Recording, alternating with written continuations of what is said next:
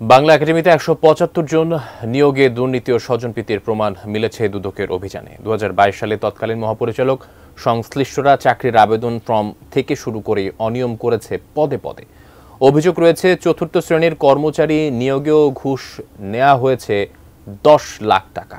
নিয়োগের অনিয়ম সংক্রান্ত সবকিছু নিয়ে এবার বাংলা একাডেমিতে দুদকের অভিযানিক দল।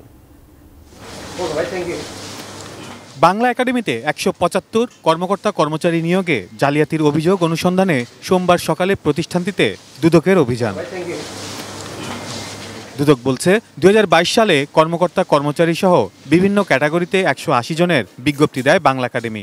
৫০,০০০ নিয়োগ প্রার্থীর আবেদন ফর্ম থেকে অন্তত ২ কোটি টাকা জমা হয় প্রতিষ্ঠানটির ফান্ডে। এর মধ্যে অর্ধ কোটি টাকা লুটপাটের ঘটনায় তখনকার মহাপরিচালক সহ অন্যান্যরা জড়িত ছিল বলে দুদক কর্মকর্তারা জানতে পেরেছেন।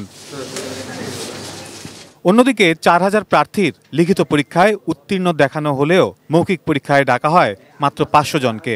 আর মৌখিক পরীক্ষার ফল প্রকাশ না করেই ১৭৫ জনকে নিয়োগের সুপারিশ করে তৎকালীন নিয়োগ কমিটি, যেখানে চুক্তিভিত্তিক নিয়োগকে স্থায়ীকরণ, আত্মীয় স্বজনদের চাকরি নিশ্চিতকরণের পাশাপাশি নিয়োগ কমিটির সুপারিশের ভিত্তিতে অনিয়ম প্রশ্রয় দেওয়া হয়।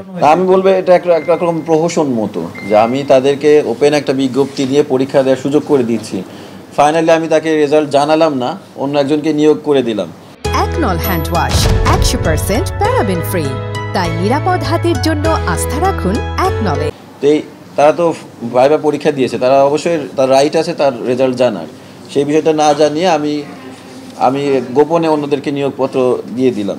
তো এই বিষয়গুলো আমরা খতিয়ে দেখবো আসলে কি কারণে তারা তাদেরকে জানানো হয়নি এবং নিয়োগ কিভাবে দেওয়া হয়েছে। বাংলা একাডেমির বর্তমান মহাপরিচালক মোহাম্মদ আজম জানান, অতীতে স্বজনপ্রীতির মাধ্যমে নিয়োগের অভিযোগ তিনিও শুনেছেন। তবে অপরাধী হলে তাদের বিরুদ্ধে দুদককে ব্যবস্থা নেওয়ার আহ্বান জানান তিনি। বাংলা একাডেমির নিয়োগ বিধানের মধ্যে এখানে যারা আগে থেকে কাজ করতো চুক্তিভিত্তিক অভিজ্ঞ, যেহেতু বাংলা একাডেমিতে অনেকগুলো কাজই খুব বিশেষ ধরনের, এডিটিং, প্রুফ রিডিং কিংবা বই পুস্তক প্রকাশ করা বা পত্রিকার সঙ্গে কাজ করা, ফলে ওই অভিজ্ঞতাকে প্রাধান্য দেওয়ার একটা ব্যাপার আমাদের নিয়োগ বিধিমালায় আছে।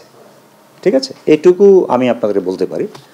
কিন্তু এমনিতেই যেহেতু আমি নিজে কোনো নিয়োগ প্রক্রিয়া চালাই নাই কিংবা আগের যে প্রক্রিয়া হয়েছে সেই প্রক্রিয়ার সঙ্গে আমি ছিলাম না, ফলে আমি আরও ডিটেল বলতে পারবো না। দুদক বলছে রাজনৈতিক প্রভাব কর্মকর্তাদের খেয়াল খুশি মতো নিয়োগে দুর্নীতির সাথে যারা জড়িত তদন্ত করে তাদের বিরুদ্ধে ব্যবস্থা নেওয়া হবে। Saiful Jewel, ATN news, Dhaka.